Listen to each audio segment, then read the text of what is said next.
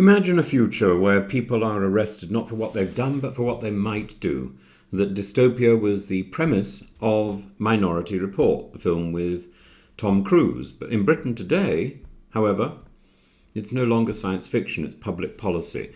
And that it's represented by a thing called the Prevent programme, one of Suella Braverman's pet projects. Though conceived before her time, it evolved into a chilling embodiment of what George Orwell warned us about as state machinery that polices belief, not behaviour. It is, in effect, a thought-policing operation masquerading as counter-terrorism. And as seen in the case of Axel Rudakabana, it's already ineffective in its wider remit to protect the public, but it's not ineffective in its plan to tyrannise the public. Prevent is one of 4 pillars of UK's contest, the counter-terrorism strategy. Its stated aim is noble enough to stop people from becoming terrorists or supporting terrorism, but that aim has been perverted by a sprawling, vague mandate that permits referrals based on the flimsiest suspicion.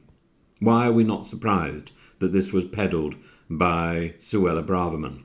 Teachers, doctors, council workers are obliged to monitor children and colleagues for signs of radicalism, which might be nothing more than political dissent, mental illness, or social awkwardness. In some cases, it's targeted Quakers, pacifists, Extinction Rebellion, anti-capitalist trade unions, even neurodiverse teenagers with poor tastes in jokes. The suspicion is subjective, the consequences are real. This is Minority Report made flesh, except instead of predictive physics in neurient tanks, we have algorithms, prejudice, and gut feeling. In Orwell's 1984, thought crime was punished because it represented a challenge to orthodoxy. Prevent presents or performs a similar role. It doesn't wait for violence, it suspects and surveys based on beliefs. A child jokes that they'd like the school to be burnt down. Prevent. A Muslim man complains about workplace racism. Prevent. A working-class pensioner posts on Facebook about immigration. Prevent. Prevent. Prevent. These are not criminals. These are citizens, subjects of His Majesty. And when civil liberties are trampled in the name of hypothetical threats, we've entered an authoritarian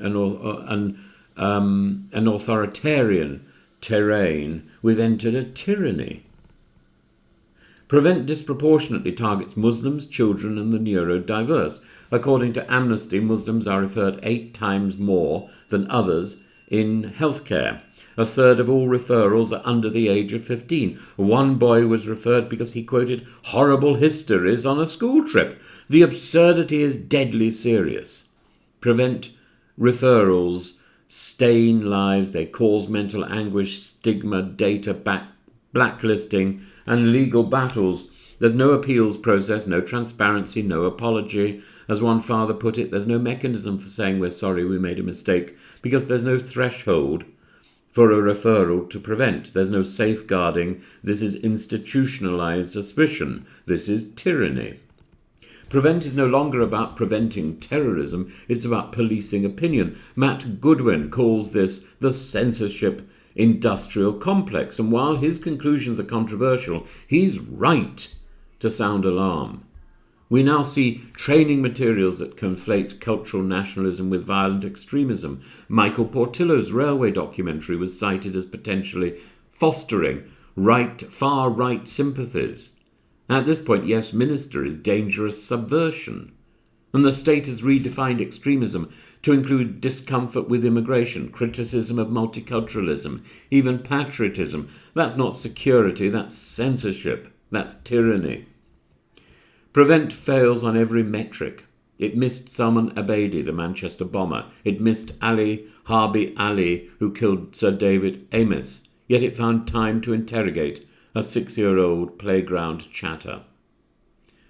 Worse still, it undermines the very values it claims to defend: liberty, democracy, freedom of conscience. Its effect is to make communities fearful, dialogue impossible, protest dangerous, and the result is not security but surveillance. The Home Office clings to prevent because it offers the illusion of action. It's theatre, not strategy. If we truly want to counter radicalism, we must foster trust, not fear. We must abolish prevent. We must replace it with proper investment in education, youth services, mental health. Above all, we must defend free speech, even speech that offends. Because if we don't, we are not preventing terrorism. We are becoming the very thing we claim to oppose.